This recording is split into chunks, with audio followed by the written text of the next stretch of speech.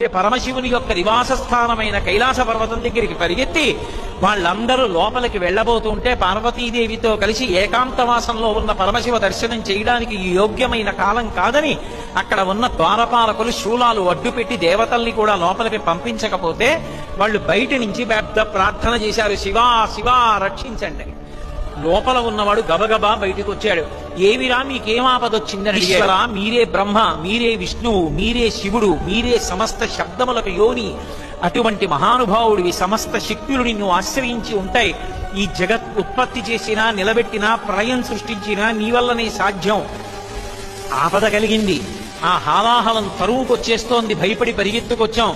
శంకరా మీరు తెప్ప ఎవరు కాపాడతారు, కాపాడండి. అసలు శివస్వరూపం అంటే ఎలా ఉంటుందో చెప్పారు దేవతలు. ఈశ్వరా మీరు 63 లీలామూర్తులు గ్రహించారు కాబట్టి కట్టెదుట ఒక రూపంతో కనపడతారు.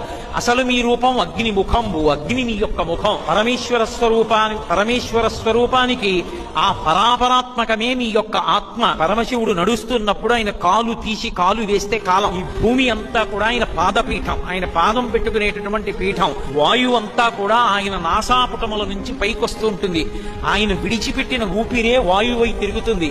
ఈ లోకానికంతటికీ వాయువు ఎక్కడి నుంచి అందుతోంది అంటే భక్తీశ్వర లింగానికి ఉన్నటువంటి 2 నాసారంధ్రములలోంచి వాయువు బయటికి వస్తూ ఉంటుంది. సమస్తమైనటువంటి జలములు నీవు చెప్పవలసిన అవసరమే ఉంది. ఇంకా ఆయన శరీరమే, ఆయన చర్మమే వేదాలు, శాస్త్రాలు అన్నీ నీ యొక్క రూపమే. నీ 5 ముఖాలే సమస్తమైనటువంటి ఉపనిషత్తులు. అటువంటి స్వరూపం కలిగినటువంటి ఓ పరమేశ్వరా, నువ్వు తప్ప ఎవరు ఈ హాలాహలాన్ని నిగ్రహించి మమ్మల్ని కాపాడగలరు? కాబట్టి నువ్వు పుచ్చుకో. ఎవరికైనా సరే లంపటం వదిలిపోవాలంటే, లంపటం అంటే అక్కర్లేకుండా నెత్తికెక్కించుకోవడం, కర్తవ్యము అని ఒకటి ఉంటుంది. ఒకనొకనాడు మృత్యు వచ్చి కాలం పట్టుకుంటే వీళ్ళు కాదు నీకు రక్షకులు. నువ్వు చెప్పకుండా వదిలిపెట్టేసుకున్నావే కాలం, భగవన్నామని చెప్పకుండా, అది దుర్వినియోగం అయిపోయింది. నీకు రక్షకులు ఉండరు, తిరియప్పుగా వెళ్ళిపోతాడు.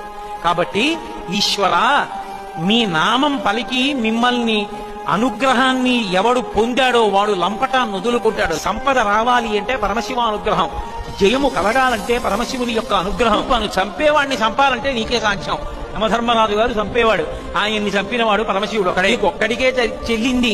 శుక్లపక్షమున ఉండేటటువంటి తదియనాటి చంద్రరేఖని కిరీటంలో ధరించేటటువంటి లక్షణమున్నవో పరమశివ, నువ్వు ఒక్కడివి మాత్రమే కాపాడగలవు. ఈ సమస్త ప్రపంచాన్ని నిర్వహించేటటువంటి సమర్థుడమైనటువంటి నిన్ను గురించి స్తోత్రం చేయడానికి చతుర్ముఖ బ్రహ్మగారికి శ్రీ మహావిష్ణువుకే సాధ్యం కాదు. శంకరా ఇంకా మేమెక్కడ స్తోత్రం చేస్తాం?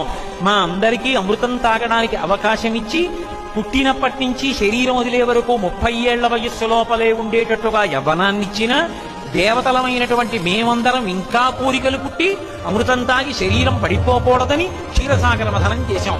క్షీరసాగర మథనం చేస్తే అమృతం రాలేదు, హాలాహలం వచ్చింది. శంకరాది లోకాల్ని కాల్చేస్తోంది.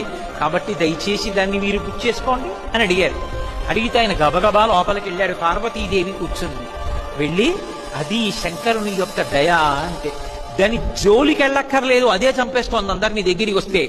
అలాంటి హాలాహలం నేను పుచ్చుకుంటానని పార్వతీదేవికి నచ్చ చెప్పడానికి వెళ్ళి, ఓ పార్వతి